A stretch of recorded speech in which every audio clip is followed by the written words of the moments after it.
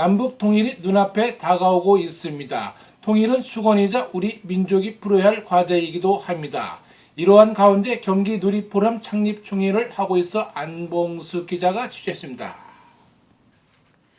통일을 내다보는 마음은 경기도민뿐만 아니라 온 국민이 평화통일을 기원하고 있습니다.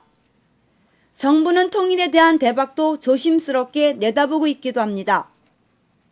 이러한 남북통일과 관련된 경기누리포럼 창립식이 수원 라마다 호텔에서 열리고 있습니다. 이 자리에는 남북통일을 염원하는 많은 도민들이 참석하고 있습니다.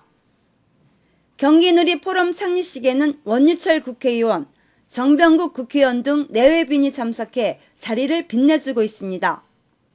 경기누리포럼은 어떤 것인지 김진춘 전 경기도 교육감으로부터 들어보겠습니다. 경기누리포럼이라는 것은 이제 경기도의 미래를 온 누리에 확산시키는 그런 중요한 역할을 우리 경기도에서부터 시작하자.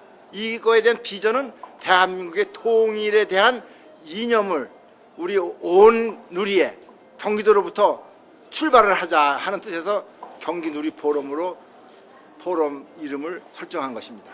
앞으로 이제 우리 경기누리포럼을 바탕으로 해서 이 통일에 대한 우리 리더들의 어떤 그 국가관이나 또는 열정이나 비전을 확산시켜 나가는 그런 역할을 누리포럼에서 하고자 합니다.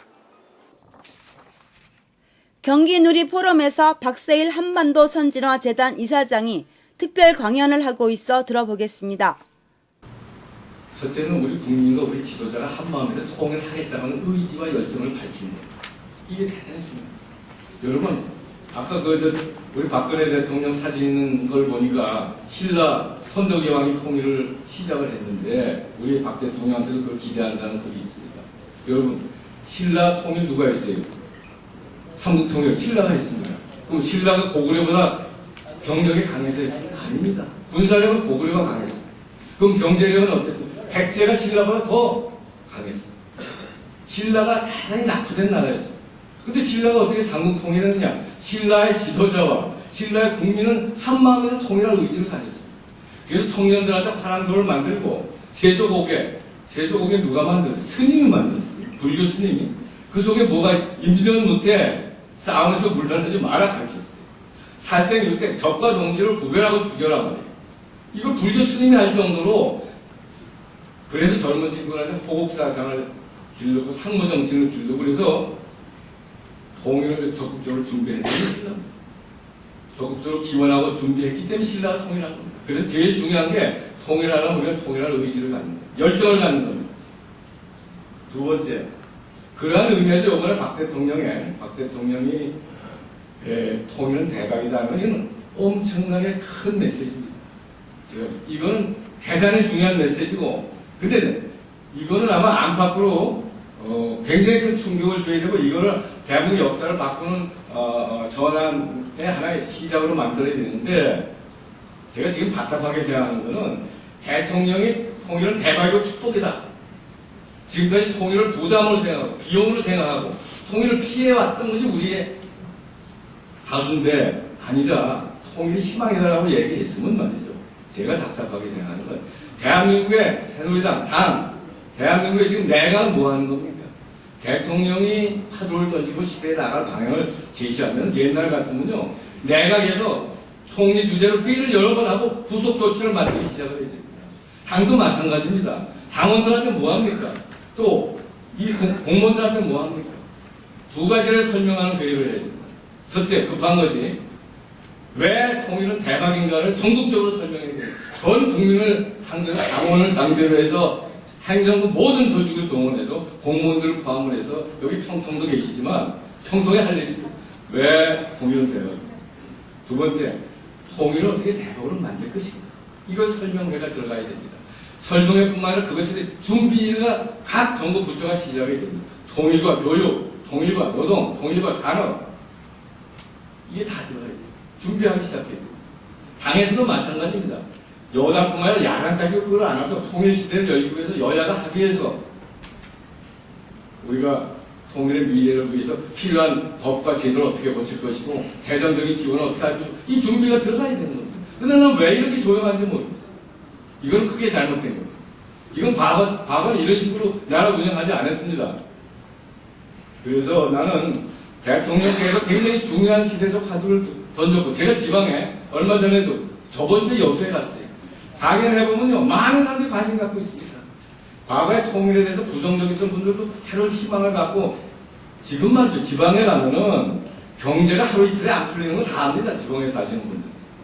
경제 풀린다고 와서 설명해봐야 감동 안 줍니다. 그런데도 속으로 불안한 게 있습니다.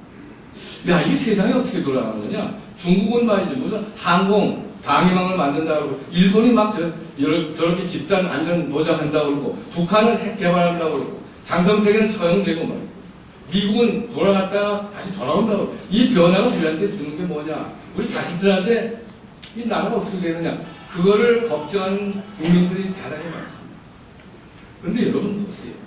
왜 국민들이 불안해합니까? 간단합니다. 목표가 없기 때문에. 목표와 비전이 확실하면 변화는 우리한테 기회일 수가 있어요. 왜 변화가 우리한테 부담으로 느껴집니까? 이 기회의 변화가. 우리가 목표와 비전이 확실치 않기 때문에. 대통령에서 한번 방향을 정했으면 저는 너무 타인이합니다. 지금 4강에 지쳐 있습니다. 북한 문제 때문에. 이럴 때 우리가 들고 나가야 됩니다. 북한 동포들을 끌어안는 노력을 하지 않으면 안 됩니다. 북한 동포들이 잠을 자다가도 대한민국과 통일되는 걸 꿈꾸게 만들어야 됩니다. 대한민국 사람들만 북한을 통일을 축복으로 느끼는 게 아니라 북한 동포들이 느끼도록 만들어야 돼요. 이게 대단히 중요합니다. 그런데 그러면 어떤 분들은 이런 얘기합니다. 아, 그게 참 좋은데 가능하냐? 가능합니다. 너무너무 가능합니다.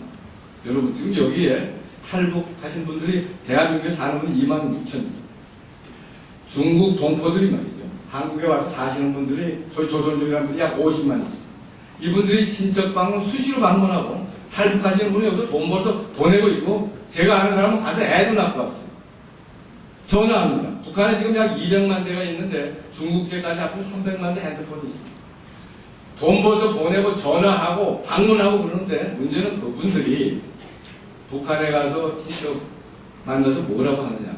여러분 잘 생각해요. 남한에 갔더니 남한 동포들이 정말 북한 동포들의 경제적 어려움을 마음 아파하고 북한 동포들이 지금 고통받는 인권 상황 요번에 장석된 사건에서도 봤지만 저건 야만 국가입니다. 반문명 국가입니다.